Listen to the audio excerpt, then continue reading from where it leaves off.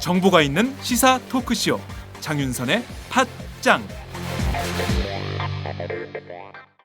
안녕하세요. 팔순놈을 위한 정치경제 이야기를 쓴 황인철입니다.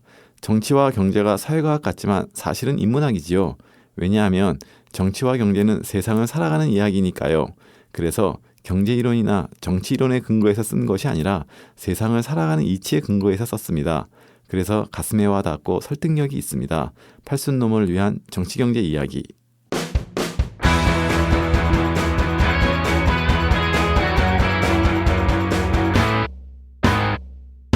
색깔 있는 인터뷰. 색깔 있는 인터뷰 시작하겠습니다. 김정은 북한 노동당 제1비서가 어제 발표한 올해 신년사에는 남북관계, 남북 대화의 폭을 상당히 넓히겠다는 뜻이 담긴 것으로 해석이 되고 있습니다. 올해는 광복 70주년, 분단 70주년이 되는 해이고요. 또 북한으로서는 북한 노동당 창건 70주년이 되는 해라는 역사적 의미도 있는 해입니다.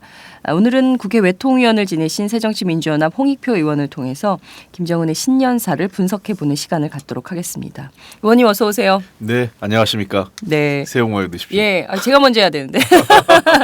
새해 복 많이 받으십시오. 네. 감사합니다. 지난 한 해 정말 다사다난했던 해였는데요. 의원님 개인적으로 어떤 것이 제일 큰 기억으로 남아 있으십니까? 의정 활동도 열심히 하셨는데요.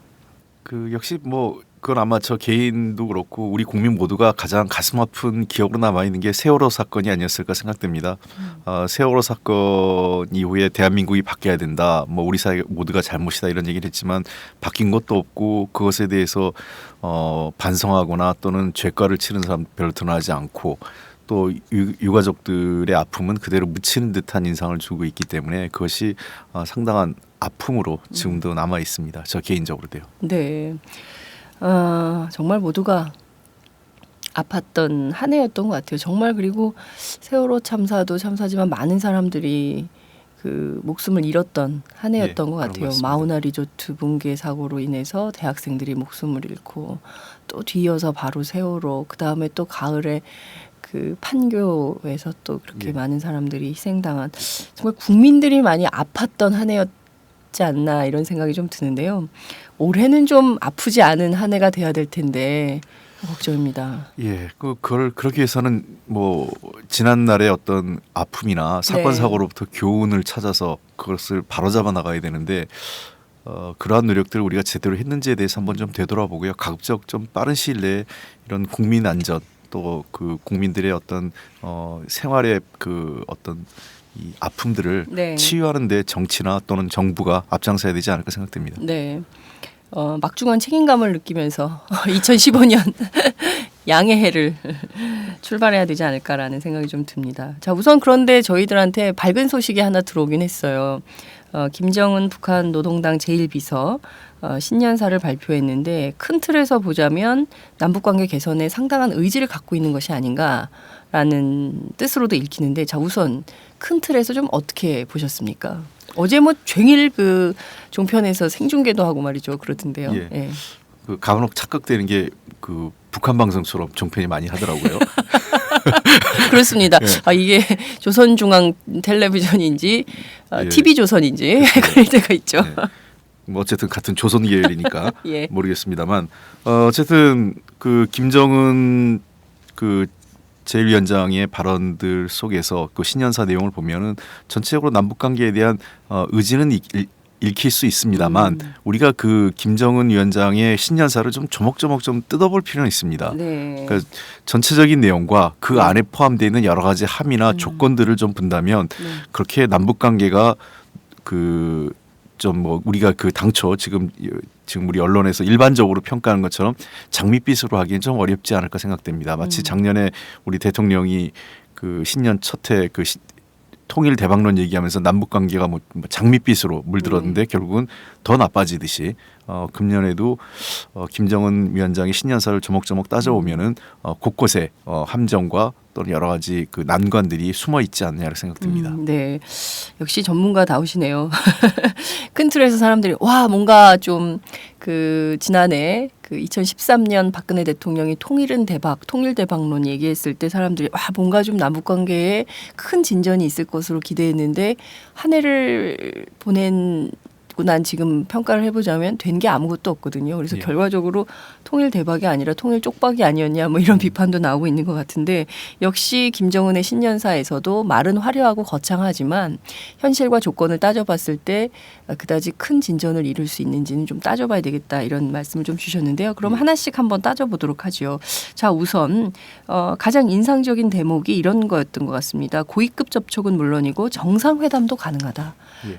북한 최고 지도자가 직접 자신의 말로 그냥 뭐 그 문서가 아닌 말로 정상회담 의사를 밝힌 것은 이번이 처음이다 이런 분석이 나오던데요. 정말 그런가요?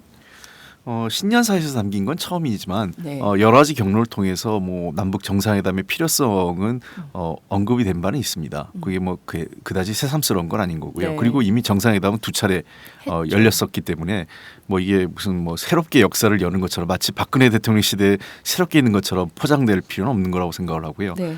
도리어 좀 담담하게 다만 어쨌든 신년사에서 그 북측 최고 지도자가 정상회담 가능성 최고위급 회담이라고 표현을 하죠. 네. 최고위급 회담의 이 열릴 수 있는 가능성을 얘기했지만 그 앞에 전제 조건이 굉장히 많이 붙어 있습니다.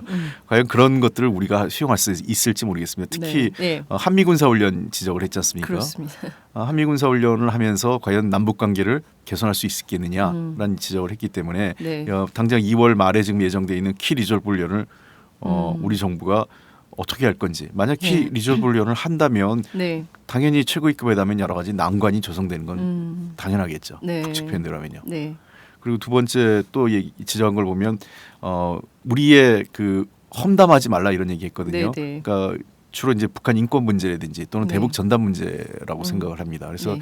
현재까지도 대북 전단 문제는 표현의 자유라고 그러고 네. 북한 인권 문제는 국제사회의 그 보편적 문제라고 하면서 이제 인권 문제를 굉장히 우리가 국제사회에서 중요하게 다루고 있고요. 네. 이에 대해서 북은 강력하게 반발하고 있죠. 네, 현재로서는요. 네, 네. 그리고 또 하나 더 추가한 게 사실은 이게 박근혜 대통령을 사실상 직접 거론한 거라고 네. 볼 수 있는데 돌아다니면서 험담하지 말라고 했거든요. 돌아다니면서 험담하지 말아라. 네. 돌아다니면서 험담을 하셨네. 생각해 보니까. 그러니까 보통은 과거하고 좀 다른 건데요. 네. 과거 김대중 대통령 때나 노무현 전 대통령 때 보면 외국하고 정상회담할 때 남북 관계에 대해서 미국 대통령이나 중국 국가주석이라든지 또는 뭐 일본 총리가 네. 좀 건설적인 역할을 해달라 이런 정도의 주문을 했었는데 지금 그런 게 아니라 나가가지고 주로 때려달라는 얘기를 했거든요. 네. 북한 잘못하고 있으니까 뭐 북한을 좀 혼내달라 네. 이런 얘기들을 주로 많이 했단 말이에요. 네. 그러니까 이런 얘기를 대놓고는 이제 북이 아주 그걸 비판한 거죠. 돌아다니면서 험담하고 다니는데 그런 거 하면서 무슨 최고위급 회담을 할 수 있겠느냐라는 네. 거거든요. 그러니까 과연 이런 주문에 대해서 그럼 우리 정부가 어떻게 입장을 정리할지가 네. 남북 관계의 키포인트라고 할 수 있겠죠. 네. 말씀하신 내용을 들어보니까 주요 고비고비마다 이게 그동안 우리 정부가 해왔던 관행과 태도를 놓고 볼 때 이 참 되게 어렵겠다 이런 상식적 판단이 예. 드는데요. 자 우선 한미 군사 훈련의 경우에 저희가 한미일 군사 정보 공유 약정까지 맺은 이 그렇습니다. 상황에서 그 2월 말에 있을 키리졸브 훈련 안 할 수 있을까 싶거든요. 이건 좀 어떻게 좀 그 전망을 하세요? 우선 키리졸브는 하죠. 당연히. 예, 이거 안 한다 그러면 종북 세력 되는 거 아닙니까? 지금 분위기상으로요. 네. 한미 동맹 뭐 하고 남북 관계 때문에 한미 동맹을 해쳐 이게 우리 사회에 지금 정서적으로 받아들이겠습니까? 네. 박근혜 대통령도 당연히 안 받아들일 거고요. 키 리졸브를 하게 됩니다. 그래서 네. 제가 이거는 사실은 뭐 과거 정부에서도 이 1년을 주기로 하면 남북 관계 주기론이 있습니다. 남북관계 주기론이 예. 어떤 겁니까? 자, 보통 북한 같은 경우가요. 12월 중순부터 1월 중순 또는 말까지는 네. 대외 관계가 거의 안 이루어집니다. 남북 관계를 포함해서요. 왜냐하면 지난해를 북측 표현대로 하면 총화하고 새로운 신년사가 나오면서 신년사 학습을 하는 기간입니다. 그래서 외국에 나가 있는 사람들도 다 불러들여가지고 네. 여기서 이때는 학습하고 네. 최소 인력만 해외에 나가 있거든요. 네. 그러니까 어차피 남북 관계 잘 안 됩니다. 이때는요. 그럼 이제 2월 달 들어서 뭐가 있냐면 아까 얘기한 키리졸브 훈련, 군사 훈련 시작되죠. 네. 그래서 이때부터 이제 남북 관계가 좀 공방이 격화됩니다. 공방이 격화되다가 이게 쭉 이어져요. 4월 네. 군사훈련이 지속되고 네. 5월달 그 소위 그 꽃게철 네. 서해를 둘러싼 긴장이 최고조에 달합니다. 5월까지요. 네. 그러다가 눈 녹듯이 사라지는 게 6월달을 전후해서 남북 관계가 해빙 모드로 바뀝니다. 그래서 6월부터 8월 15일. 15일까지 이 두 달이 남북 관계에서 최고적 이유로 쭉 이어집니다. 그래서 그 흐름이 어디까지 이어지냐면 9월이나 10월 초, 9월 말 10월 초에 있는 이상계적 상봉까지 그 동력으로 갑니다. 추석 때까지. 예, 추석까지요. 예. 그래가지고 그 추석까지 한 다음에 그 다음부터 이제 그 찬바람 불기 시작하면서 남북 관계가 또 다시 약간 냉각되기 시작해요. 네. 그리고 이제 아까 얘기한 12월 휴지기를 휴지기. 맞고 예. 이게 그 남북 관계 1년의 주기입니다. 진짜 그러네요. 네. 말씀 듣고 보니까 정말 매년이 그 사이클로 흘러가는 것 같습니다. 예. 그러니까 뭐 너무 그렇게 조급해할 필요도 없고요. 어차피 남북 관계는 6월쯤 되면 이러저러한 일들이 이벤트가 생깁니다. 네. 뭐 6.15 정상회담을 뭐 한다든지 뭐 아니면 뭐 8.15 70주년이니까 여러 단체에서 뭘 하겠다고 할 거예요. 네. 이 아이디어를 내놓고 네. 그래서 정부는 당연히 허용을 할 거고. 근데 그 이전 한 5월까지는 남북 관계는 긴장 국면으로 갑니다. 근데 그 긴장 국면이 지난 그 2013년 같은 경우 2012년과 네. 그 당시에 좀 극대화됐던 거는 북측의 그 핵 문제, 장거리 로켓 문제하고 이게 그 같이 맞물리면서 네. 이 북미 관계까지 포함된 거죠. 긴장이요. 그러니까 네네. 남북 관계 긴장과 북미 관계 긴장이 이 중첩되는 경우에 긴장의 폭이 높아지는 거죠. 과연 이제 금년 초에 그런 문제가 어떻게 갈 건지 네. 우리가 좀 지켜봐야 되는데 현재로서는 북이 뚜렷하게 장거리 로켓이나 핵 실험을 할 가능성이 그렇게 높아 보이지 않기 때문에 네. 예년 수준의 긴장, 남북 관계를 중심으로 한 긴장이 조성되면서 흘러가지 않을까 이런 네. 생각을 합니다. 그래도 올해는 특별히 어찌됐든 그 한민족의 그 해방 70주년이라는 역사적인 해이기 때문에 그래도 그 과거에 비해서는 좀 더 진전된 남북 관계를 위한 모종의 뭐 이벤트라도 하려고 하지 않을까 양국이 말이죠. 그런 가능성은 없을까요? 그러니까 좀 전례와는 좀 다르게 좀 보폭을 크게 넓혀서 남북 관계 진전될 가능성은 없다고 보십니까? 예년과 별로 크게 다르지 않을 거다 이렇게 전망하십니까? 저는 이렇게 과거의 이렇게 패턴을 보면요. 네. 남북이 높은 얘기를 할수록 별로 성과를 못 내는 경우가 많습니다.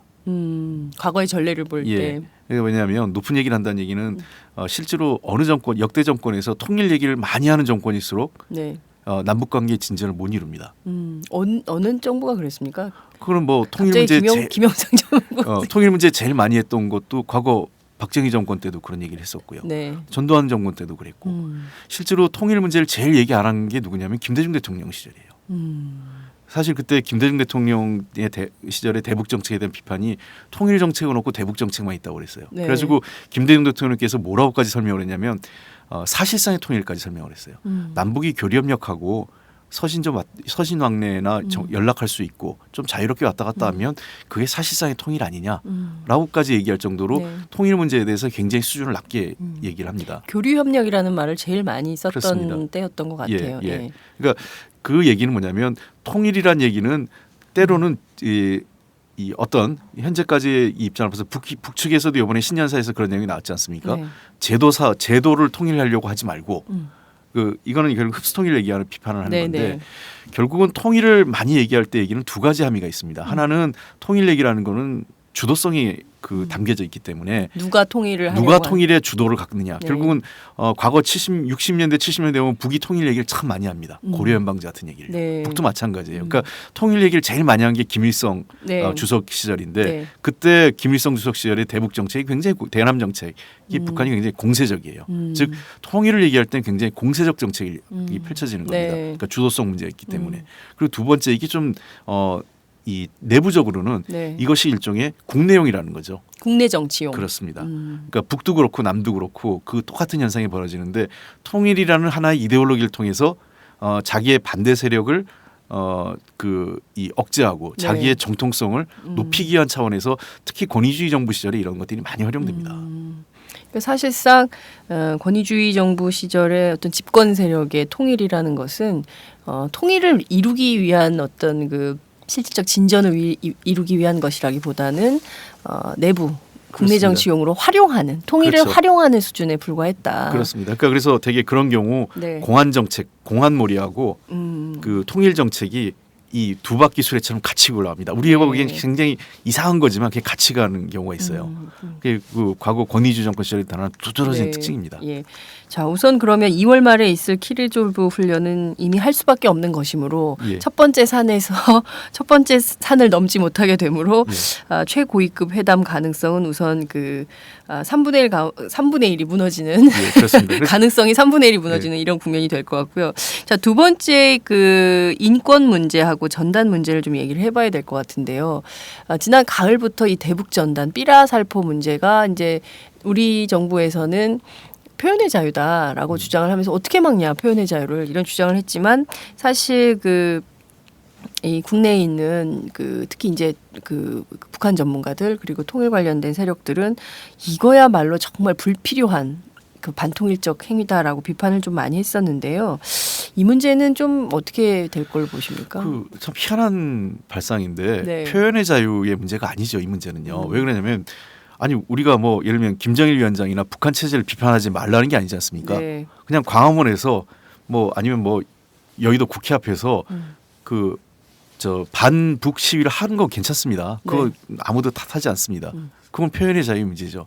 그러나 이 문제는 표현의 자유, 그러니까 북한을 비판하는 게 문제를 우리가 잘못했다고 얘기하는 게 아니지 않습니까? 네. 그 전단 문제가 감문해서 그 남북 간의 긴장이라든지 접경 지역에 있는 분들이 실제로 위협을 받을 가능성이 높기 때문에 이 문제는 우리가 안보 차원에서 다뤄야 된다라고 실질적 얘기하는 위협도 건데. 있었죠. 그렇습니까? 있었고요. 네. 그래서 이 표현의 자유 문제로 얘기하는 것 자체가 넌센스고요. 그거는 전혀 안 맞는 얘기죠. 네. 그러니까 마치 그 얘기하면 야당이나 네. 일부 그 저 뭐 한겨레 신문이나 등등 이런 오마이뉴스나 이런 언론에서 마치 북한 비판을 하지 말라는 것처럼 그런 뉘앙스를 이 은근히 내포하고 있는 그 이 표현인 것 같아요. 표현의 자유라는 얘기가 네. 북한의 비판을 하는 거죠. 왜 못합니까? 북한에 대한 비판을 많이 하죠 저희가. 그렇죠. 예, 그거는 할 수 있는 거고, 네. 그거는 표현의 자유 대상이지만 전단 문제는 또 다른 거고. 네. 제가 늘 얘기하지만 경상도에서 전라도로 삐라 뿌리는 것도 아니고요. 예?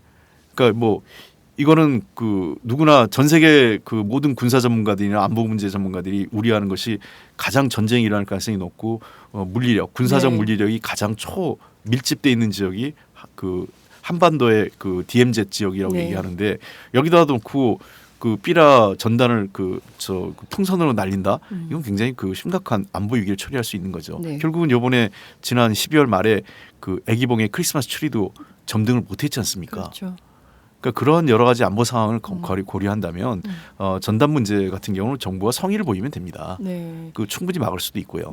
그런데 이 전단 내용도 문제더라고요. 저희가 전단 내용을 취재를 해봤더니 이 전단에 그 북한의 최고 지도부만 그 비판을 한 것이 아니라 김대중 노무현 전 대통령에 대해서도 심각한 정도의 명예훼손을 하고 있어요. 그런데 그 그렇습니다. 내용에 대해서 그리고 그 전단 상당 부분이 남쪽으로 떨어지지 않습니까? 북으로 가는 게 예. 아니라. 그렇기 때문에 이게 사실 어떤 정치 세력을 타겟팅한 전단이냐 이것도 예. 사실 따져봐야 되고 그 문제에 대해서 오히려 박근혜 정부가 그냥 그 모르쇠로 일관하는 것은 아니냐 이런 비판도 가능하지 않을까라는 생각이 좀 듭니다. 인권 문제는 예. 계속 그 존재했던 문제인 것 같아요. 예. 지금도 존재하고 뭐 지난해에도 상당히 큰 이슈였고 또 유엔 인권 결의안도 계속 나오고 있고 뭐 이래서 험담하지 말라고 주장하는 그 두 번째 고개를 이걸 넘을 수 있겠냐. 그 이 험담하지 말라는 얘기는 이제 그 두 가지 포함이 다 된 것 같은데요. 네. 그러니까 이제 인권 문제하고 삐라 그 문제. 북핵 문제, 그 북핵 문제도 이렇게 외국 나가서 네. 얘기하는 건 이제 주로 그런 얘기인데 인권 문제가 사실 좀 이게 중대한 고비가 금년에 될 가능성이 높습니다. 북한 금년, 인권 문제가 예. 특히 왜 그러냐면 금년 이제 서울 사무소 문제, 그러니까 유엔 인권 그 북한 인권 관련 서울 사무소가 지금 개설 문제가 있지 않습니까? 네네. 이게 이제 금년 3월쯤에 아마 그 실행 단계에 접어들 것 같은데요. 서울 사무소. 예. 예. 그래서 그런 경우 유엔에서 설치하는 거죠. 그렇죠. 예. 유엔 기관인데 우리가 유치를 한 거죠 서울에다가. 네. 예. 그 우리가 뭐 북한 남북한의 당사자이기 때문에 유치해야 된다라는 당위성도 저는 인정을 합니다만 네. 또 다른 측면에서는 북한 인권 문제가 좀 더 국제적 문제로 가져간다면 도리어 제네바에 있는 것도 나쁘진 않은데 어쨌든 뭐 이미 결정된 상황이니까 그건 되돌릴 수 없지만 네. 그걸 놓고 아마 또 한바탕 음. 또 이런 설왕설래가 있을 것 같아요. 네. 남북 간에요. 네. 그러면 2월, 3월 예. 잇따라 두 그렇습니다. 달 연속 이 고비를 넘지 못할 가능성이 있을 것 같아요. 서울 사무소 설치가 될 거 아닙니까? 그럼 예. 또 서울 불바다설 얘기하겠네요, 북에서. 그렇죠. 그리고 뭐 불바다까지는 얘기하지 않더라도 북이 이제 인권몰이, 인권공세에 대해서 상당히 불쾌한 반응을 내보일 가능성이 높고요. 네. 또 그런 것들이 계속 이 인권 문제가 국제사회에서 논의될 때마다 우리 입장에서도 이 북한 인권 결의안이 내용을 네. 자세히 보면 두 가지 함의를 갖고 있습니다. 네, 북한 네. 정권은 인권을 침해하는 당사자이면서 네. 북한 인권을 스스로 개선해야 될 당사자이기도 합니다. 그러니까 그렇죠. 두 가지 함의를 갖고 있기 때문에 과연 우리가 어느 측면에 주목할 거냐 우리 정부가. 네, 네. 그러니까 그 인권 침해의 어떤 범죄적 당사자를 강조할 건지 네. 개선의 실질적 권한을 가진 당사자 측면을 우리가 강조해서 접근할 건지에 따라서 북한 인권 정책의 가닥이 바뀝니다. 어디에 주목을 두느냐. 그러니까 사실 자꾸 김대중 노무현 그 정부 시절에 네. 마치 북한 인권 문제에 관심이 없었다고 하는데요. 네. 이 문제에 대한 갈림길이었어요. 북한 인권 문제에 대해서 심각한 거 다 알고 있습니다만 네. 북한의 실질적으로 우리가 뭐 북한 인권법 만들면 북한 인권 문제 개선되냐 그렇지 않습니다. 그렇죠. 전혀 북한 인권 개선하고 실질적 개선과 관련이 없는 법인데 마치 그 법만 만들면 북한 인권 개선되면 만약 확실하다면 그 법 통과시켜 주죠. 우리도요. 그러나 그렇지 않거든요. 그러니까 문제는 북한 인권을 개선할 수 있는 현실적인 당사자는 북한 당국이라는 겁니다. 네. 김정은 위원장을 포함한 북한 당국인데 그러면 북한 당국을 어떻게 다뤄야 될 건가 하는 네. 문제에서 과거 정부의 김대중 노무현 정부 시절은 인도적 지원을 포함하면서 대화를 하면서 북한하고 인권 대화를 포함해서 북한의 그렇죠. 인권을 우회적으로 스스로 북한 스스로 그 변화를 통해서 개선시켜 나가려는 방법을 택했다면 네. 이명박 박근혜 정부 들어와서의 두드러진 특징은 북한을 범죄 국가로 만들어가고 있는 거거든요. 그렇죠. 예, 과연 어느 것이 실질적으로 북한 인권 문제를 개선하는 접근 방법인지 물론 뭐 두 가지 측면이 다 가지고 있기 때문에 어느 현실적으로는 두 가지가 다 존재하고 있지만 어느 측면을 중심적으로 놓고 하는지에 따라서 북한 인권에 대한 접근 방법이 달라진 겁니다. 네.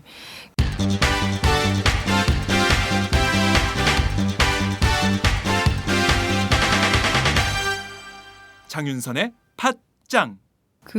사실 사회경제적 지원, 인도주의적 접근이 북한 인권을 실질적으로 신장시키는데 큰 도움이 될 거다라는 건 국제사회도 인정하는 바인 것 같습니다. 그렇습니다. 특히 저희들도 노무현 정부 때 그리고 또 이제 특히 이산가족 상봉 때나 아니면 개성공단이나 아니면 금강산 관광이라든가 뭐 이런 개성 관광이라든가 이럴 때 이제 취재를 좀 해보면 북한 당국자들이 굉장히 그런 걸 원하는 것 같더라고요. 그리고 그 개성공단 노동자들이 초코파이를 굉장히 좋아하잖아요. 그래서 그거 넣어놨다가 이제 자기 휴가 때 가족들한테 주려고 뭐 그랬는데 뭐 그 개성공단 관계자한테 제가 들었을 때 한 노동자가 근데 그 유통기한이 지났는데 괜찮다고 그랬다는 거예요. 그래서 유통기한 지나는 거 먹으면 안 된다. 가공식품이기 때문에 그랬는데도 괜찮다고 하고 아이가 굉장히 좋아하기 때문에 가져가야겠다. 그런 얘기해서 자기가 되게 가슴이 아팠다는 거예요. 저거 한 박스 주고 싶다. 한 개가 아니라. 그런데 이제 저희들이 막 그렇게 할 수는 없으니까 한 개 주는 것도 굉장히 그렇고. 그러니까 저희도 보면은 이제 저도 직접 개성에 갔을 때 이렇게 먼 발치에서 봤을 때 아이들이 신발이 없더라고요. 추운 가을인데 굉장히 추웠는데 양말 신은 어린이가 거의 없었어요. 그렇습니다. 그래서 물론 그때에 비해서 또 많이 북한 경제가 좋아졌다고 하니까 좀 달라졌을 텐데 먹고 사는 문제가 해결되지 않는 가운데 그 제일 중요한 인권 아닙니까, 사실. 그렇습니다. 그래서 보통 이제 유엔에서 얘기하는 게 크게 두 가지 이제 경제사회적 권한하고 정치적 자유에 대한 그 규약 두 가지를 이제 A 규약, B 규약해서 다루고 있는데 최근 들어서 주목하고 있는 건 사실은 평화권 문제도 굉장히 중요합니다. 평화권. 네, 그렇죠. 이 그러니까 결국은 전쟁이나 분쟁이 이 인권 문제, 특히 여성과 아동의 인권을 가장 침해하는 주 원인으로 작용하고요. 저는 이게 남북 관계에서 굉장히 중요하다고 봅니다. 그렇습니다. 왜 그러냐면 사실 이 남북 관계의 인권을 가장 침해하는 요소가 분단을 활용한 인권 침해가 가장 심각합니다. 분단을 활용한 인권 침해. 예, 그건 뭐 우리 내부에서도 이미 확인하고 있는 게 사실은 국가보안법을 통한 인권 침해, 민주적 권리를 제약하고 있지 않습니까? 네네네네. 정부에 대한 비판을 마치 그 북한과 연계된 세력으로 만들어가는 그렇습니다. 것들이 일반적인 패턴이고 실제로 북쪽에서도 자기 체제에 대한 도전을 되게 그 반국가 사범, 즉 남측과 연계돼 있는 간첩죄라든지 반국가 사범과 같은 네. 중재로 다스리는 경우가 그 대부분이 그런 사람들이 되게 사형당하거나 네. 이 정치범 수용소 아주 최악의 정치범 수용소로 가는 거거든요. 그래서 저는 남북 관계가 개선되지 않고 계속 긴장이 고조될수록 이게 실질적으로 남북한 모두 인권 문제를 제약하는 가장 실질적 요소라고 생각을 합니다. 네. 실제로 지금 그 한국 사회도 이 국가보안법으로 처벌하려는 그런 그 통합진보당 예. 해산 이후에 국가보안법으로 처벌해야 된다는 주장을 굉장히 많이 하고 있고 또 북한의 형법도 굉장히 세지 않습니까? 그렇기 그렇습니다. 때문에 남북 당국 공히 긴장이 높아지면 그 평화권을 굉장히 침해할 그러니까 우려가 평화가 훼손되는 예를 들면 네. 꼭 전쟁이 아니더라도 이 긴장 관계가 높아지면 높아질수록 예를 들면 그게 굉장히 그 전체적으로 안 좋습니다. 왜냐하면 북도 많은 물자들을 군사력 부분에 동원할 수밖에 없는 네. 이유가 우리가 키리졸 훈련하면 북도 그에 대응해서 또 해야 되죠. 상응하는 군사적 대비 태세를 갖춥니다. 우리도 역시 마찬가지고 북이 네. 핵 실험을 하거나 미사일 발사하면 그에 따른 추가적 군사비 부담을 해야 되지 않습니까? 예. 이러한 것들이 실질적으로 복지라든지 인권 문제에 영향을 주고 있고요. 더 네. 나아가서 그런 긴장 관계가 높아질수록 상대적으로 그 사회에 대해서 약간 정부에 비판적이거나 또는 북은 북대로 남쪽 체제와 관련이 있는 사람 네. 또는 우리도 북에 대해서 약간 우호적이거나 또는 북과 연관이 있다고 우려되는 사람들에 대해서 단죄하려고 하는 경향이 높아지는 거죠. 그 대표적인 사례가 신은미 그 토크 콘서트 사건이 그런 아닌가. 거죠. 또 백세 예. 테러도 일어나고 말이죠. 그런 그러니까 문제들이 남북 관계가 좋아질 땐 상대적으로 그런 그 공안몰이라든지 국가보안법에 대한 처벌이 현저하게 줄을 수밖에 없습니다. 네. 예를 들면 이런 거죠. 단적인 사례가 어떤 한 기업가가 있는데 이 기업가가 북한과의 그 어떤 뭐 교류협력 관계에서 네. 뭔가 규정을 어겼어요. 통일부의 지침을 어겼거나 했을 때 이것을 교류협력법 위반으로 다룰 건지 국가보안법으로 다룰 건지에 따라서 달라지는 겁니다. 그러니까 남북 관계가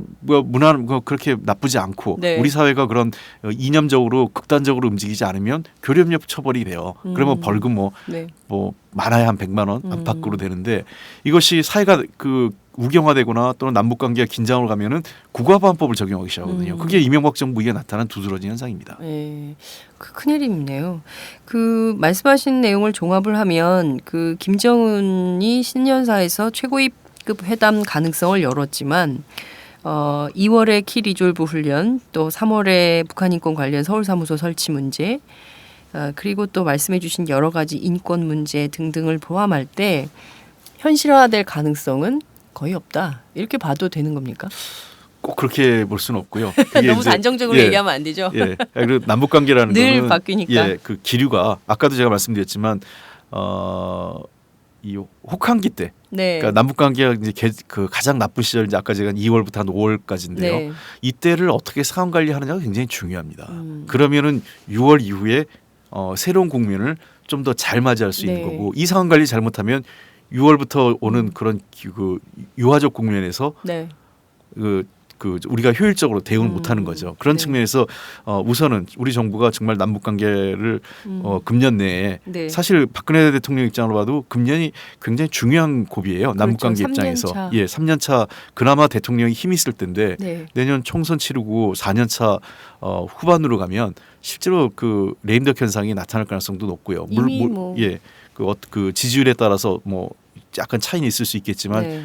실제로 어려울 가능성이 있고 북도 지난번 노무현 대통령 시절에 겪어봤지만 임기 말에 대통령하고 정상회담 해봤자 안 되는구나라는 걸 느꼈단 말이에요. 네. 그러니까 그때 되면 북도 그냥 기다리거나 다음 대통령하고 하려고 그러지 더 이상 임기가 다 끝나가는 대통령 하려고 하지 않기 때문에 결국은 기회가 있다면 금년이 꼭 정상회담을 내년에 하더라도 금년이 남북관계 개선의 어떤 전환점이 돼야 되는 시기라고 하는 측면에서 2월부터 5월까지의 상황 관리를 잘해야 됩니다. 그러니까 키 리졸브는 어쩔 수 없이 합니다. 네. 그거를 못하게 할 수는 없는 거지만 네. 예를 들면 대북 전단 문제는 우리가 성의를 갖고 좀 대응을 하고. 대응을 중단시키고 네. 그다음에 인권 문제는 우리가 이미 지금까지 해온 거기 때문에 갑자기 중단시킬 수는 없겠죠. 네. 그러나 인권 문제 포인트를 어디에 맞추냐는 거죠. 그러니까 그 북한에 대해서 두 가지 메시지, 즉 북한이 범죄 국가라는 메시지도 있지만 네. 북한 당국 스스로가 인권을 개선하도록 촉구하는 메시지도 또 하나 중요한 효율적인 메시지라는 거죠. 네. 그런 측면을 강조해서 북한 가구에 우리가 남북 대화 속에서 인권 대화를 해보자. 그러니까 예를 들면 북한하고 접근할 때는 제가 과거에도 북한 사람들 이런 굉장히 자존심이 센 사람들이죠. 네. 당신들 잘못했다 그러면 절대 안 받아들입니다. 근데 그럴 경우는 어떻게 하냐면 남북이 함께 그 문제를 다뤄보자 이렇게 하면 좀 수용적인 태도를 취하기 때문에 네. 남북한이 다 인권 문제를 남북 관계 개선 또는 뭐 통일지향적인 관점에서 한반도 남북 간의 인권 문제를 같이 다뤄보자. 그러니까 저는 그래서 제가 뭐 국회의장 과연 박근혜 정부가 그 관점에 동의할지 저는 미지수인데요. 그래서 저는 이제 국회의장께서 한번 그런 말씀을 네. 드린 적이 있는데 대표적으로 접근 방법이 국회에서부터 좀 움직이시는 게 이런 거죠. 국회의장께서 이제 남북 국회담이나 뭐 이런 걸 교류를 얘기하잖아요. 네. 하시잖아요. 네. 네. 그래서 포인트를 우리 사회에서는 북한의 인권 문제에 대한 요구가 있고 네. 또 남북 간의 교류도 해야 되는 거라면 우리는 사실상 그 사형제 그 사실상 폐지 국가지 않습니까? 네네. 안 하고 있으니까. 네. 인권의 가장 큰 인권 침해는 사실상 사형제도입니다. 네. 그러니까 우리는 사실상 폐지 국가이기 때문에 사형제를 폐지한다고 해서 큰 정치적 또는 뭐 사회적 법적 부담이 크지 않기 때문에 우리가 남북이 사형제 폐지를 함께 공동선언해 보면 어떠냐 하는 거죠. 네. 그러니까 뭐 그런 제안을 할 수 있는 거죠. 네. 그러니까 그거는 북이 사형제를 없애라는 게 아니라 예를 들면 당신들이 장성택 처형과 같은 그런 끔찍한 그런 걸 했으니까 니네 잘못됐다가 아니라 남북이 인권 문제에 대해서 국제사회에 남북이 함께 좀 더 진전된 자세를 보이는 게 어떠냐. 그럼 너희들도 당신들도 인권 개선이라는 측면에 국제사회 긍정적 메시지를 보여줄 수 있고 네. 우리도 인권이 최근 들어서 인권 수준이 계속 후퇴하고 있는데 좀 더 인권 수준을 한 단계 높인다는 차원에서 하나는 이 사형제 폐지를 남북이 공동 선언하자. 네. 선언하고 양측 최고인민회와 북측 최고인민회와 남쪽의 국회가 법적 절차를 밟아가면 되죠. 입법 절차를. 네네.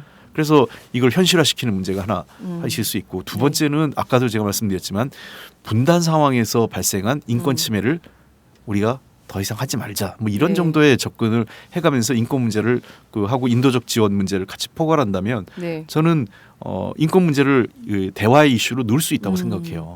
그런데 이제 사형제 폐지 문제에 대해서는 이제 국내에서도 찬반 양론이 있는 것이기 때문에 정치범에 대한 사형제 폐지 이렇게 하면 또 사람들이 그렇게 수긍할 수도 있지만 남한 사회는 특히 이제 한국 사회는 끔찍한 범죄가 너무 많아가지고 사형제에 대해서는 막 찬반 양론이 있어서 이것 좀 어떻게 될지 잘 모르겠습니다. 글쎄 뭐 그것 뭐 사회적 합의가 필요하죠. 합의 필요하죠. 제가 얘기하는 거는 뭐 그런 것들에 대해서 우리가 북한에게 어떤 이슈를 제기할 때 그냥 뭐 하는 게 아니라 정치권에서 논의를 해봐야겠죠. 그렇죠. 그거는 뭐 여당이 당연히 동의를 해줘야 되는 건데. 예를 들면 지난 18대 국회에서 조사를 한번 해본 결과가 있는데 제가 알기에는 전체 국회의원의 70% 정도가 당시 새누리당이 훨씬 다수였지 않습니까? 네네. 당시 한나라당이었죠. 네. 그럼에도 불구하고 한 재석 의원의 한 70% 정도는 사형제 폐지에 우호적이었어요. 근데 그게 이제 폐지를 못 시켰죠. 이제 국내 여러 저항에 따라서 저는 우리 사회가 조금 더 이런 문제에 대해서는 사회적 대화를 필요하면서 만약 그런 것들이 남북과 우리가 북한의 인권도 개선시키는 하나의 방편도 될 수 있다. 그렇죠. 예, 그렇게 활용한다면 예를 들면 당신들 맨날 북한 인권 문제 강조, 특히 그런 분들이 북한 인권 문제에 더 관심이 많으신데 사형제 폐지 반대하시는 분들이. 네. 사형제 폐지를 통해서 북한의 인권도 사실상 북한의 사형제를 북한도 없앨 수 있다면 네. 의미 있는 진전 아니냐는 그렇습니다. 거죠. 예. 그러려면 한국 사회 인권 감성 지수도 인권 지수 상당히 높아져야 되지 않을까라는 생각이 좀 드는데요. 워낙 모든 게 후퇴하고 있는 현실에서 이렇게 진전된 안이 나올 수 있을까? 저는 그래서 이런 안들이 네. 대통령이 일단 보수 세력 하고의 친화력이 높지 않습니까? 그렇습니다. 우리 사회에서. 그러면 대통령께서 좀 결단하셔서 좀 더 이런 사형제 폐지 문제 같은 걸 좀 긍정적으로 전향적으로 검토하면서 우리 보수층과의 대화도 좀 그렇게 넓혀가고 남북 관계에도 그런 융통성을 갖는다면 저는 인권 문제에서 정말 남북 간의 인권 대화를 할 수 있다고 생각합니다. 네. 그러니까요. 남북 간의 국회회담도 하고 인권 뭔가 저는 근데 8월에 굉장히 시끄러운 뭔가 막 그 요란한 축제 분위기가 예. 그 조성은 좀 될 것 같습니다. 말씀하신 대로 그 남북 관계 주기론에 따라서 9월 이후에 다시 또 차갑게 냉각될지언정 뭔가 6월부터 8월 사이에 뭐 많이 뭔가 있을 큰 거예요. 이벤트가 있을 것 같다라는 예감은 좀 들기는 합니다. 특히 아까 저 지적하신 바와 같이 그 금년이 6.15 15주년이지 않습니까? 네. 어쨌든 6.15 공동선언에 대해서는 그 북측에서 굉장히 중요시하게 생각하고 있는 그렇죠. 선언이고요. 예. 그다음에 어쨌든 박근혜 대통령도 지난 대선 과정에서 뭐 자기도 6.15 공동선언 존중하겠다고 몇 차례 그렇습니다. 예. 이제 언급한 바가 있기 때문에 6.15 15주년을 계기로 해서 저는 결국은 6.15 15주년이 남북 관계 개선의 시발점이 되지 않을까 싶습니다. 그래서 되게 이제 15주년 행사를 하려면 네. 그 최소한 한 달 전에 접촉을 시작을 해야 되거든요. 아. 그래서 한 5월 중순, 5월 초순부터 남북 관계 시동이 걸리게 되고 자연스럽게 6.15를 해서 이제 그 남북 공동 행사가 현실화. 예를 들면 그거를 금강산 같은 데서 할 수 있겠죠. 과거 2000년 1년에도 네. 2000년 6.15 정상회담 이후에 그 기념 행사를 그 금강산에서 네. 했던 기억이 있습니다. 그렇습니다. 그래서 그렇게 하면서 자연스럽게 금강산 관광 문제를 그 6.15 이 15주년 행사한 이후에 네. 자연스럽게 관광 문제를 좀 그 풀어가는 네. 그런 방식으로 하면서 남북 관계를 우회적으로 개선하려고 하는 그런 여지는 있다고 생각하는데 그런 측면에서 남북 관계는 충분히 그 70주년 남북 그 해방 70주년 공동 행사까지 가능성이 없는 건 아닙니다. 그 네. 정도는요. 그러니까요. 저는 경제사회 협력을 할 게 굉장히 많은데요. 사실 따져놓고 보면 철도도로 협력부터 시작해서 뭐 할 게 얼마나 많습니까? 근데 그 한적한 이슈들을 정치 이슈 때문에 못하고 있다는 게 한편으로 참 가슴이 아프고 이런데요. 그래도 그 김정은 제1비서의 그 신년사가 나온 다음에 우리 정부가 긍정적인 화답을 했습니다. 류길재 통일부 장관이 분단 70년 최대의 비극인 이산가족 문제 해결 그리고 북한이 제기한 최고위급 회담 포함해서 모든 관심 사항을 놓고 실질적이고 허심탄회한 논의가 필요하다고 본다. 이런 그 화답을 밝혔는데요. 어떻게 보면 뻔한 답변 같기도 하고요. 또 어떻게 보면 실질적이고 정말 허심탄회한 대화를 할 생각이 있어 보이기도 하고요. 이 정부의 태도에 대해서는 좀 어떻게 분석을 하십니까? 그 사실관계 아시죠? 어제 처음 네. 첫 반응과 두 번째 반응이 바뀌어진 바뀌었다는. 거예요. 통일부에. 네. 결국은 그 처음에는 청와대의 어떤 지침 없이 통일부가 했다가. 관행적으로 일단은 뭔가 이렇게 약간 보수적으로 북측의 그 신년사에 대한 평가를 했다가 네. 청와대 쪽에서 아마 메시지를 받은 것 같아요. 네. 그러니까 한 3시간 후에 다시 이제 바꿨죠. 그 유길재 장관이 직접 나서서 예. 뭐 그 환영한다 이렇게 네. 하고 이제 예. 일성부터 바뀌었는데 네. 저는 그거부터 이 문제라고 생각합니다. 왜냐하면 장관의 자율성이 없어요. 네.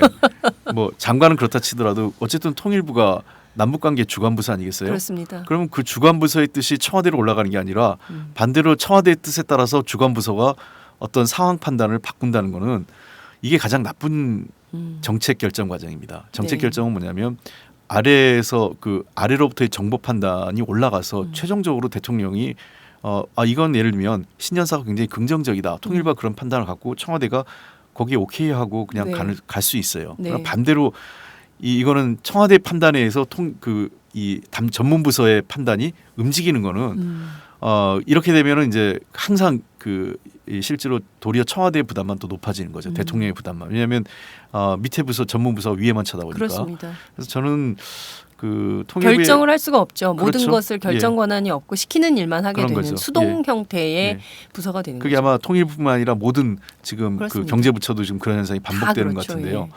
어쨌든 통일부가 그렇게 뭐 늦게나마 청와대 지침을 받아서라도 그렇게 반응을 보였다는 거는 뭐 나쁘진 않다고 생각을 하는데 네. 글쎄요.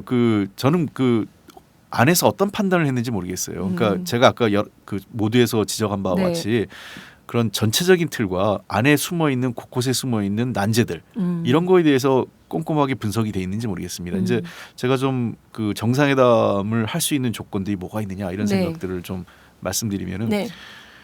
첫 번째는 국내적으로 정상회담을 하고자 한다면 청와대가 분명하게 입장을 정해야 됩니다. 그러니까 정상회담을 한다, 안 한다 이거에 대한 입장이 분명히 정해져야 돼요. 네. 그러니까 정상회담을 하겠다고 할 때에는 약간의 이 양보나 손해를 감안하고라도 정상회담 쪽으로 모든 역량을 몰아가는 겁니다. 그러나 우리가 그럴 만큼 정상회담에 목매이지 않는다고 하면 그냥 안 하는 거죠. 네. 그게 이제 대통령의 판단이 하나 필요한 거고요. 네. 올해는 내가 반드시 광복 70주년이고 또 내 집권 3년 차이기 때문에 어떠한 형태든 정상회담 또는 남북관계 물꼬를 트겠다고 하면 우리가 약간 대승적 차원에서 뭐 손해를 보더라도 그런 방향으로 정책을 끌고 가는 그런 의지를 첫 번째 그 대통령 스스로가 결단해야 되는 게 먼저 네. 필요하고요. 결심하는 게. 그다음 두 번째, 그러려면 이러한 대통령의 의지를 실현할 단위가 어디에 해야 되는지를 정해줘야 됩니다. 통준위는 안 됩니다. 왜 안 된다고 보십니까? 일단 통일 대박을 위해서 준비한 조직인데요. 왜 안 된다고 보십니까? 그 이미 북에서 통준위에 대해서 굉장히 비판을 높게 나왔지 않습니까? 네. 대화조차로 통준위가 나갈 수가 없는 거죠. 대통령 자문기구고요. 통준위는 실행기구가 아닙니다. 네. 그거는 그 우선 몇 가지 문제가 있는데 우리는 엄연히 통일부라는 단체가 존재하고 있고요. 네, 정부 그다음에 조직이. 국가정보원도 있고 네. 또 청와대 내에 안보실도 있습니다. 네. 그러면 이러한 단위들이 움직이는 게 맞는 거지 실행기 정부의 정부기관이 움직이는 게 맞는 거지 사실상 정부기관이 아닌 외곽단체가 움직인다면 만약에 제가 정확하게 얘기하면 만약에 우리가 통준위로 대화의 틀을 고집하면요 북에서 대화 파트너가 누가 될 것 같습니까? 어떻게 되는 겁니까? 그러면? 제일 유력한 게 조평통일입니다. 조국평화통일위원회요. 네. 그러면 대화가 안 되겠네요. 잘. 대화가 안 된다기보다는 그러면 이제 그 조평통이 움직이거나 통준위가 움직일 때 그 만남은 그냥 양측의 입장이 평행선을 달릴 가능성이 높고요. 양측의 입장만 확인하는 그런 수준으로 거죠. 정리되는. 예. 그리고 그 단체는 어떤 그 책임 있는 단위가 아니에요, 사실상. 그래서 제가 보기에는 통준위로 가서는 안 되고 단위를 정확하게 정해야 합니다. 통일부를 할 건지 네. 아니면 통일부를 신뢰할 수 없으면 안보실로 할 건지 아니면은 국정원. 국가정보원으로 할 건지. 사실 저는 개인적으로 현 정부 내에서 그나마 남북 관계에 대한 이해나 또는 역량을 갖추고 있는 그 장관급 인사는 이병기 국정원장이 가장 중요한 인사라고 저는 생각을 합니다. 네. 왜냐하면 뭐 이분이 뭐 여러 가지 그 취임 당시에는 좀 그 과거와 관련된 문제가 네. 있지만 어쨌든 노태우 정부 시절에 국정원에서 그 북방 정책과 관련돼서 일을 했던 분이거든요. 네. 그리고 상당히 그 북한 문제에 대해서 이해도 높은 분이기 때문에 네. 어쨌든 이병기 국정원장의 역할이 저는 그래서 중요하다고 생각합니다. 그러니까 드러나든 드러나지 네. 않든. 예. 그러니까 대통령이 국정원을 어떻게 활용할 건지. 그러면 왜 그게 중요하냐면요. 국정원이 남북 대화의 중심이 되면 어떻게 되겠습니까? 당연히 국내적 공안머리는 강도도 약화되는 약화된다. 일타이피네요. 겁니다. 예, 그러니까 그렇게 갈 수밖에 없는 거죠. 네. 왜냐하면 대화를 해야 되기 때문에 국가정보원이. 네. 그래서 저는 국가정보원의 역할이 굉장히 국가정보원을 어떻게 할 건지 뭐 모르겠어요. 이건 대통령이 판단할 몫이지만, 네. 그러니까 그거를 제가 뭐 다시 한번 강조하는 건 국가정보원이든 통일부든 아니면 국가안보실이든 청와대 네. 어느 한쪽에 임무를 정확하게 주고 네. 당신들이 이거를 내가 정상회담 하려니 당신들이 추진 체계 단위가 돼서 실행해라. 네. 그러니까 일단 공식화되기 전까지는 공식화되고 나면 이제 정부기구 범정부기구로 확대하면 되겠죠. 네. 그렇겠죠. 예, 거기에 이제 하는 그 두 번째 국내 추진기가 중요하고요. 세 번째는 의제 문제입니다. 의제. 예, 의제를 어떻게 할 거냐. 그러니까 지금 이미 김정은 그 위원장은 의제를 제기한 거예요. 그렇습니다. 사실상 상당히 구체적으로 예, 제기를 예. 했어요. 그 한미 훈련 어떻게 할래? 네. 그다음에 우리에 대한 체제에 대한 그 부정하는 그런 험담. 어떤 그 공격 행위에 대해서 대북 전단이라든지 인권 문제라든지 어떻게 할 건가 네. 하는 문제. 그리고 경제 관련해서도 예, 얘기했죠. 그 교류협력 문제 관련돼서도 네. 뭐 사실상 오이사 조치 문제는 포함되어 있다고 저는 네. 생각을 하는데 예. 이런 것들에 대해서 당신들이 그 남쪽이 어떤 한국 정부가 어떤 태도를 취할 거냐. 네. 그리고 입장을 정리해라 이렇게 얘기한 거나 마찬가지거든요. 네. 자 그러면 이 정상회담, 남북 정상회담의 특성상 두 가지 가능성이 다 있습니다. 의제를 한정하거나 의제를 한정하지 않거나. 그러니까 보통 그 다른 외국 정상회담과의 차이가요. 되게 다른 그 국가들과 정상회담은 의제가 다 정해집니다. 그 외교부가 미리 나서서 다. 다 해서 대통령 그냥 사인만 하면 돼요. 써준 문서 읽기만 하면 되고. 그러나 지난번 처음으로 드러났지만 그 노무현 대통령, 김정일 위원장 정상회담 대화록을 대화록. 보면 의제가 종잡을 수 없어요. 네. 이런저런 데서 다 나오고, 그러니까 우리가 하고 싶은 의제가 있고 북측이 하고 싶은 의제가 있습니다. 네. 그런 의제가 다 포괄돼서 나오는 네. 거죠. 그러니까 그때는 처음부터 그럼 의제 없이 그냥 만난 건가 보죠? 의제를 한정을 못하죠. 네. 그러니까 다 준비한 겁니다. 뭐든지. 그래서 마치 그때 그 8월 18일 뭐 노무현 대통령이 NLL을 포기했다가 아니라 NLL 문제를 검토한 거죠. 그날 NLL 문제, 국가보안법 문제, 네. 납북자, 국군포로 문제를 같이 논의했습니다. 김관진 장관도 그 자리에 있었고요. 예. 그 당시 네네. 합참의장이었으니까. 그러니까 그 문제에 대해서 왜냐하면 북측이 제기할 이슈이기 때문에. 그러니까 노무현 대통령이 그때 학습을 많이 하셨는데 공부를. 네. 그러니까 우리가 하고 싶은 의제를 먼저 하시고 그 다음은 북측이 제기할 의제가 뭐가 있냐 그런 거에 대해서 내가 알고 대비해야 되지 않겠느냐. 그렇죠. 그렇게 준비를 해간 겁니다. 그러니까 그렇게 의제를 열어놓고 정상회담을 할 건지 우리 박근혜 대통령이 자신 있으면 네. 의제를 다 열어놓고 네. 다 얘기하자. 뭐 예. 그게 첫 번째. 예. 아니면 의제를 딱 한정해서 네. 뭐 예를 들면 뭐 철도 도로라든지 뭐에 한정해서만 이것만 갖고 하자라고 하든지에 대해서 그거는 사전 협상 과정에서 합의해야 될 부분인데.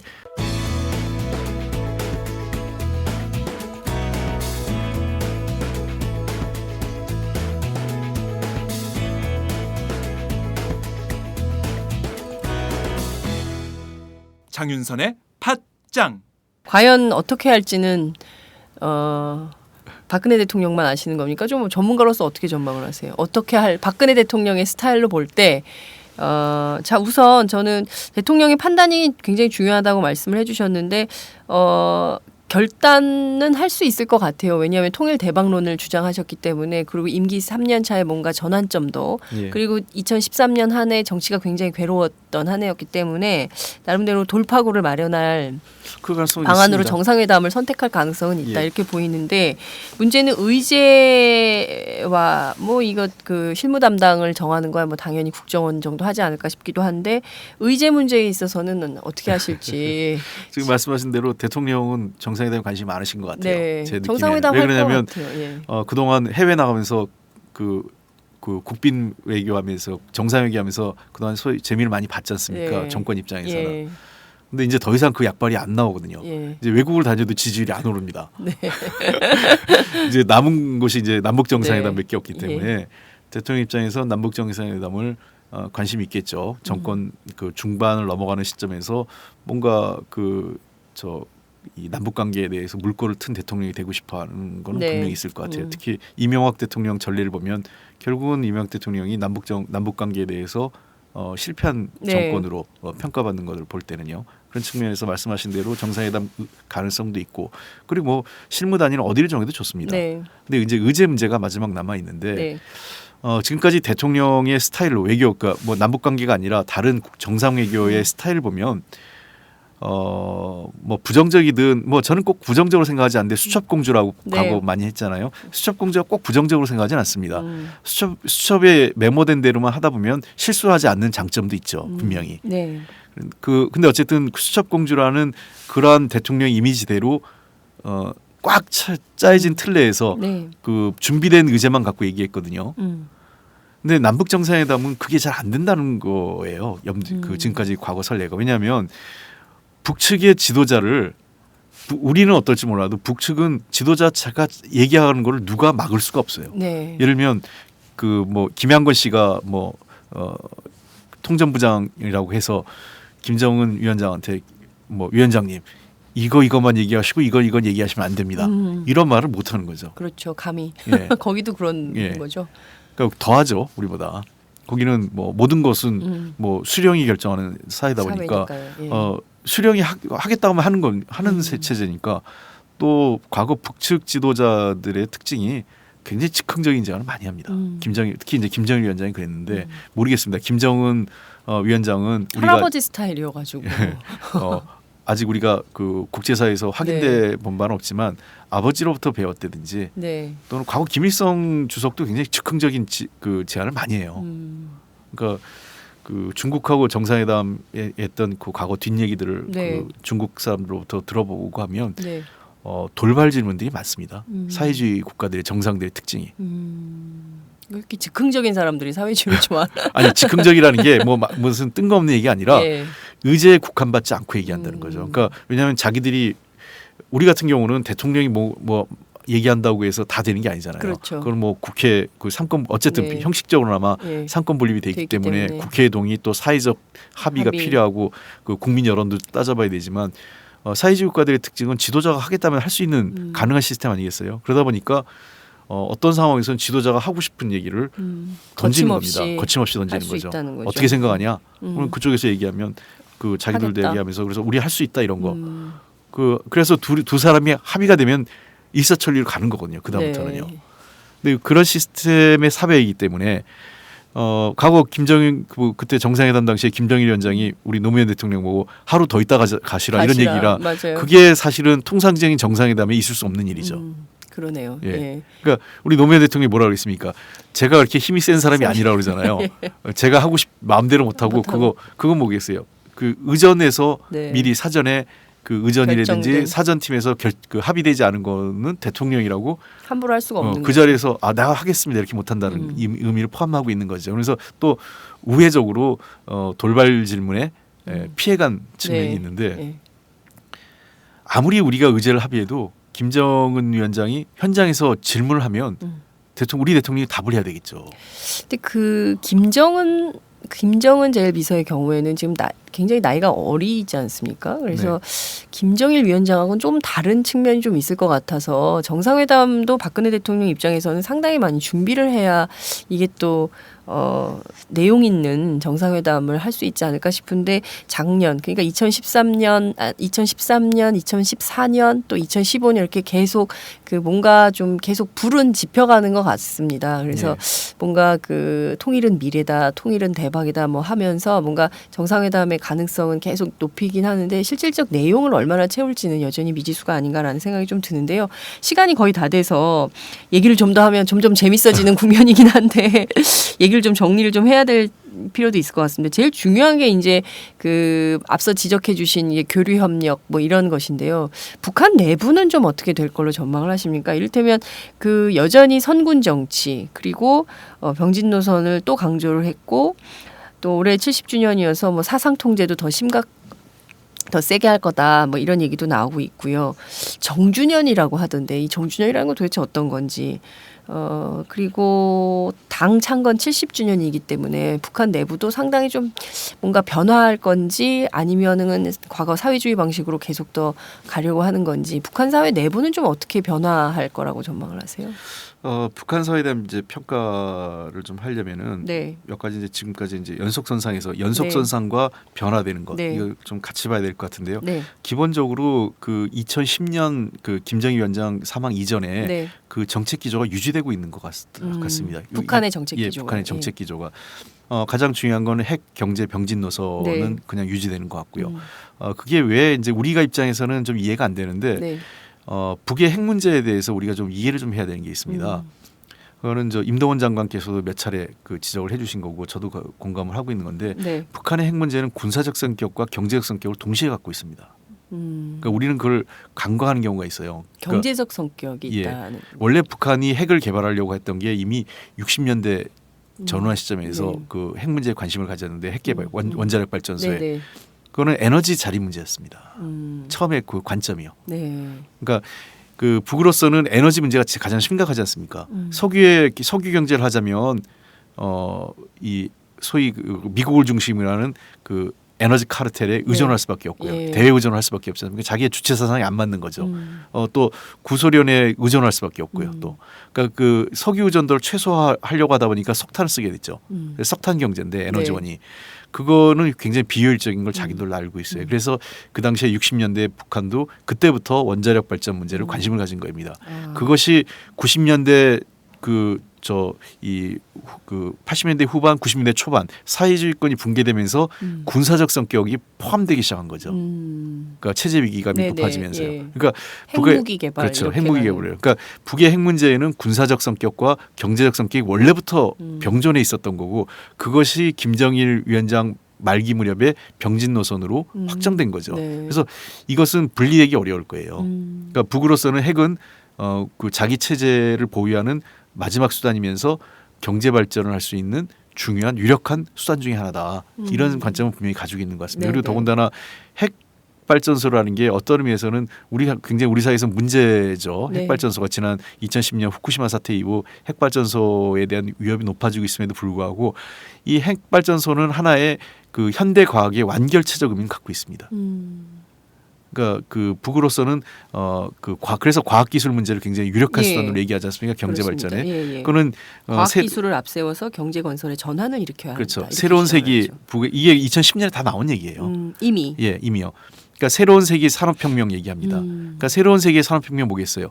소위 얘기하는 IT, BT, NT, ET. 그러니까 이게 뭐냐면 그 IT 혁명, 그러니까 정보통신. 네. 그다음에 BT는 이제 그 바이올로지, 바이오테크놀로지고요. 예. 그다음에 ET는 그 에너지 테크놀로지. 예, 예. 그다음에 그 NT는 나노 네. 테크놀로지. 네. 이런 새로운 첨단 산업으로 해서 경제 발전을 해야 된다 하는 것을 북도 이미 인지하고 있고요. 그게 이제 경제 도약의 중요한 수단을 보고 있는 거죠. 특히 북은 그 자기들이 경제 건설과 군사 문제를 같이 가려다 보니까 하나는 핵 문제고 하나는 또 하나는 장거리 로켓인 거죠. 우주 항공이죠. 우주항공. 예. 이 우주 항공이 사실은 앞으로 새로운 그 블루오션인 건 분명합니다. 네. 우리 아직 그 못 쏘고 못하고 있잖아요. 있죠. 예. 예. 그 계속 러시아에 의존하고 있는데 예. 그것도 몇 안 번 되고 실패하고 있죠. 예. 그 저 겨우 하나 올려고 한 건데 어쨌든 북은 추진체를 올릴 수 있는 추진체를 갖고 있다는 거죠. 그러니까 그런 측면에서 북은 과학기술 중심으로 갈 거고 굉장히 이 나름대로 성과가 있다고 보는 것 같고요.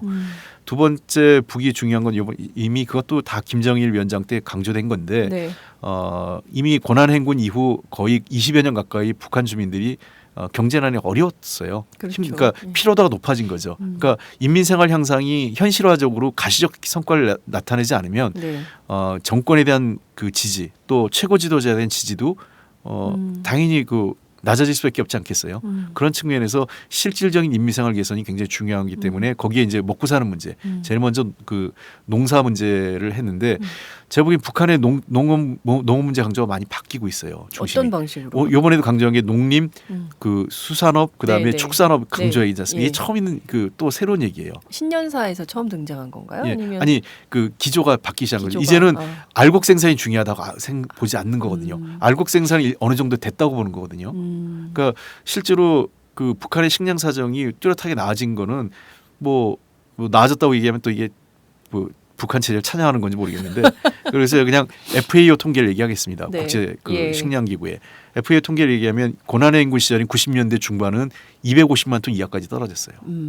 그러다가 90년대 후반에 200만 톤 후반대로 갔다가 네. 그리고 그 2000년대 초중반 때 300만 톤을 넘어섰고 2007년도 노무현 정부 말기쯤에서 그 400만 톤에 육박했습니다. 좀 넘었어요. 그 정도면 그 먹고 사는 데는 지장이 아니 그렇진 없는 않고요. 건가요? FAO가 권하는 게 이제 그 권고 기준량이 있고 최소 기준량이 있어요. 칼로리 기준에서. 네네. 그래서 권고 기준량을 보면 북한 주민들을 따져봤을 때 한 650만 톤. 그다음에 최소량을 보면 한 530만 톤 얘기하는데요. 지금은 뭐 그럼 얼마 정도? 지금 FAO가 올해 아직 정확하게 발표하지 않았는데 지금 추정된 거는 570만 톤 정도 얘기하고 있어요. 아 북한의 생산량이 예, 알곡 그러면, 생산량이. 예. 그게 이제 조곡 기준이냐 정곡 기준이냐 이게 차이인데 예, 조곡은 아직 그 나라를 그러니까 이렇게 깎기 전 깎기 도정하기 전, 전, 도정 전. 예, 예. 그걸 기준으로 만약에 이제 도정을 하면 대개 한 15%에서 20% 정도 깎이죠. 줄어드니까요. 예. 그래도 그러면 이제 여전히 북은 식량은 부족할 거로 저는 생각을 합니다. 그러나 기아 상태가 날 정도의 문제는 아니라고 보는 거죠. 570만 톤이라면 그게 조곡 기준이라 하더라도. 네. 그러니까 북으로서는 갑자기 최근에 이 과일이나 또는 이 수산업 또는 이 축산업 문제로 간다는 거는 이제는 칼로리 밸런스로 갔다는 얘기예요. 단순히 그 식량 양을 증대하는 문제가 아니라 네. 즉 그 농업의 그 종합적인 발전이 네. 이루어지는 거고 그리고 실제로 북도 이제는 이 먹고 사는 문제 단순히 그냥 양을 늘리는 게 아니라 그것을 수출하려고까지 생각을 해요. 쌀 아니 쌀이 아니라 이제 그 경제 작물이라고 그러죠. 경제 작물. 예. 예. 경제성이 높은 작물을 예. 생산하려고 하는 거죠. 이를테면 어떤 것? 예를 들면 북한이 대동강에 유명한 지금 한 3, 4년 전에 조성된 이게 대동강 과수밭이 있습니다. 과수밭. 예, 그 사과 농장이 대규모로 뭐 누구 말로는 세계 최대 규모라고까지 얘기하는데 네. 예, 이탈리아 기술을 도입해가지고 했거든요. 당도가 이탈리아 기술을 도입한 사과. 대동강 사과. 예, 그래서 그 사과를 재배해서 그 가공까지 하는 거예요. 주스하고 잼 이런 거까지 해서 그게 중국 수출까지 합니다. 네. 그러니까 만약에 북한이 알곡만 보는 나라라면 네. 거기에 당연히 옥수수 심고 뭐 콩 심고 감자 심고 해야 되죠. 그렇죠. 예. 예. 그런데 그게 아니라 과수 아니라는 농사를 거죠. 짓고 있고 예. 그거를 중국에 수출도 하고요. 수출해서 예. 그리고 그러한 것들이 그 일정 정도 주민들의 기호가 생겼다는 거거든요. 소비 욕구가. 네. 그걸 어떻게 봐야 되는지 돈이 있으니까 산다는 거 아니에요? 여전히 소위 평양을 중심으로 일부 고소득층으로 한정 지을 수 있겠지만 네. 그렇다 하더라도 그건 중대한 변화라는 거죠. 이미 북한 당국도 그러한 기호에 맞춰 나가는 농업 정책을 하는 거고요. 그러니까 네. 중국도 그랬어요. 중국도 알곡 생산을 처음에 늘리다가 네. 일정 시장이 되면 경제 작물로 바뀝니다. 경제성이 높은 작물을 재배하라. 왜냐하면 과거에 비해서 북한도 굉장히 살기 좋게 됐다. 그러니까 경제적으로 조금 나아졌다라고 그런 평가할 수 것보다는 있겠네요. 이런 거죠. 농민들에 대해서 자율권을 많이 준 거죠. 그러니까 그 생산에 대한 네. 그러니까 책임제를 주고 하니까 농민들이 이제는 어떻게 하냐면 이익이 되는 걸로 가는 겁니다. 그리고 협동농장도 이 사회주의 국가 노선하고는 좀 시장 경제를 일부 일부 도입을 받아들인 하고 거죠. 있는 건가요? 그런 그러면? 거죠. 네. 그러니까 농민에 대한 그 자율권을 주기 시작한 거 이게 네. 중국하고 비슷한 거죠. 과거 중국이 농업 개혁을 할 때 농민들이 예를 들면 내가 쌀을 생산하면 그 받을 수 있는 돈이 100원이라면 네. 과일이나 다른 경제 작물을 생산하면 받을 수 있는 돈이 150원, 200원이라면 그걸로 전환하는 거죠. 그러니까 시장 경제가 도입된 사회주의 노선이라고 봐야 되겠네요. 그러면 일정 정도 북한에 그런 변화가 있는 거죠. 그거 뭐 이 사람들이 북한에서 마켓과 그러니까 시장과 돈이라는 것이 네. 과거에 비해서 전례없이 중요해지니까 그래서 그런 측면에서 북한 경제가 조금씩 변화되고 있는데 그 변화의 지점을 좀 봐야 될 것 같고요. 그다음에 이번 신년사에서 특히 강조한 게 국제 경제개발 특구 얘기 네, 많이 네. 했어요. 예. 특히 원산금강산 얘기했는데 그렇습니다. 경제개발구를 예, 포함해서 경제개발구. 예, 이건 아마 개발 사업. 김정일 위원장 시대에 아마 그 경제 브랜드인 것 같아요. 우리 창조 경제 하듯이. 브랜드 예. 네, 창조 박근혜 정부의 창조 경제가 있다면 김정은에게는 금강산 원산 경제개발구 포함한 이제 경제개발구. 예. 그러니까 일단은 거기 마식령 스키장도 했지 않습니까? 네. 여기가 뭔가 잘 돼야 이 새로운 지도자의 업적이 만들어지는 거 아니겠어요? 그래서 금강산 원산 지역에 지금 원산 지역은 전기도 많이 충분히 네. 개발돼 있고 하기 때문에 평양 시내도 굉장히 많이 좋아졌다고 많이 그러더라고요. 좋아졌어요. 전기사정. 그래서 그쪽을 중심으로 해서 경제개발구를 좀 획기적으로 전환하려고 하는 의지가 분명히 있는 것 같다. 그래서 네. 그러한 북한의 변화들, 그러니까 중국하고 관계, 특히 금년도에 러시아의 관계도 네. 터질 것 같고요. 또 일본하고 관계도 주목해야 되는 게 있기 때문에 네. 그러한 그 대외 경제를 중심한 변화를 같이 북한 내부 변화와 맞물려서 본다면 우리가 마냥 뭐 북한이 그냥 과거 90년대 방식으로 네.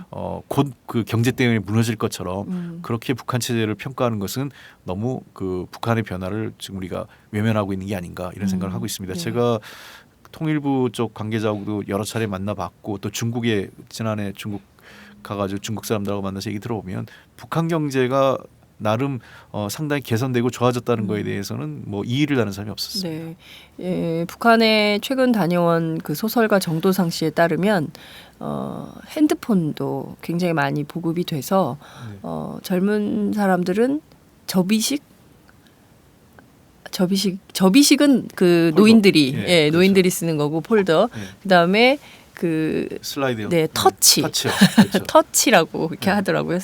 그래서 이게 그런 이미 작년에 이미 300만 명 훨씬 넘었기 때문에 보급이요. 네, 북한 내부에 예. 그거는 뭐 그런 숫자는 확인이 됩니다. 300만 명이 넘은 거는. 네. 그럼 그 오라스콤사가 그 이 북한하고 공동으로 해서 고려링크를 운영하고 있기 때문에 그건 그 공개를 하고 있거든요. 굉장히 그 어찌 보자면 빠른 속도로 북한 경제가 좋아지고 있는 이런 상황인데 우리는 과거의 방식으로 북한이 곧 망할 나라라고 생각을 네. 하고 교류협력 대신에 범죄국가 취급을 한다면 어찌해서 정상회담은 할지 모르겠지만 그밖에는 그 관계 개선은 굉장히 어려울 수 있다. 제가 한마디만 덧붙이면 이런 말씀을 드리고 싶어요. 그러니까 북한 어렵죠. 북한의 경제는 우리 아마 70년대 후반이라 많이 봐줘야 80년대 초반 수준일 것 같아요. 우리 네. 사회에. 그 예를 들면 이제 탈북자분들이 신은미 씨 경우 모두 북한을 뭐 일면만 봤다 그러는데 네. 어디에 보느냐에 따라 다르죠. 예를 들면 우리 한국도 2015년 1월 현재 대한민국의 현재를 청담동에 이 대한민국을 대표하는 건지 아니면 강원도나 어디 경상도 어디 산골이 대한민국을 대표하는 건지 어떻게 보는지에 따라 관점이 다른 거 아니겠어요? 네. 마찬가지로 북한도 평양의 현실과 저쪽 그 변경 지역의 어디 양강도 산골하고의 현실은 다르죠. 그것이 다 종합적으로 우리가 모자이크해서 보는 게 북한이라고 봐야 되는데 네. 어쨌든 북한을 상징하는 건 평양이고 평양의 변화가 단계적으로 지방으로 확대하게 된다는 것은 불가피한 거죠. 과거 우리 한국이 80년대 90년대 변화할 때 그렇게 했던 것처럼. 그래서 저는 북한은 여전히 어려운 건 사실이다. 네. 그러나 북한의 변화가 평양을 중심으로 활발하게 이루어지고 그 변화가 점차 확산되고 있다. 이런 측면에서 우리는 북한의 변화를 좀 주목해 봐야 된다 이렇게 생각을 합니다. 네. 자, 오늘 새해 두 번째 시간 그 북한 김정은의 신년사 분석을 해봤는데요.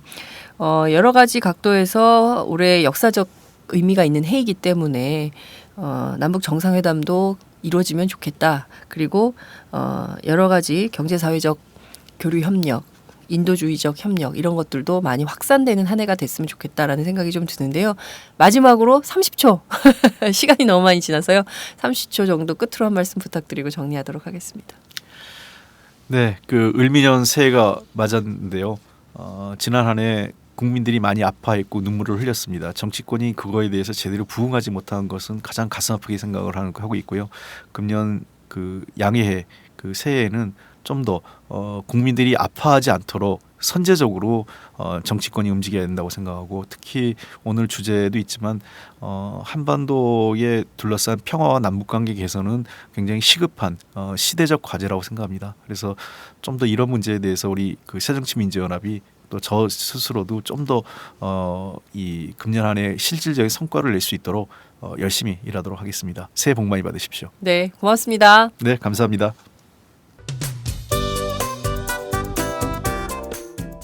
안녕하세요. 장윤선의 팟짱 애청자 여러분.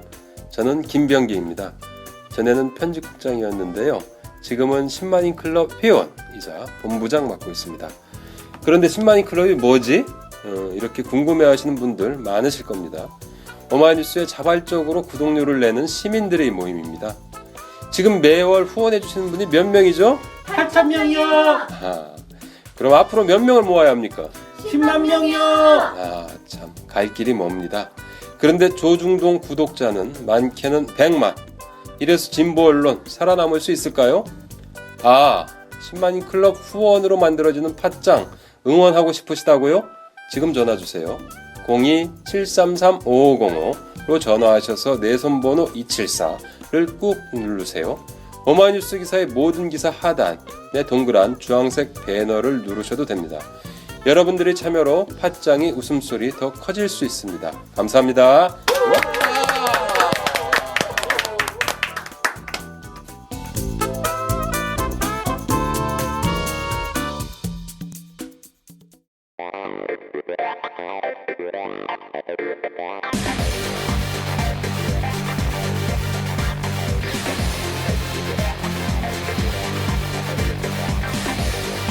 정보가 있는 시사 토크쇼 장윤선의 팟짱.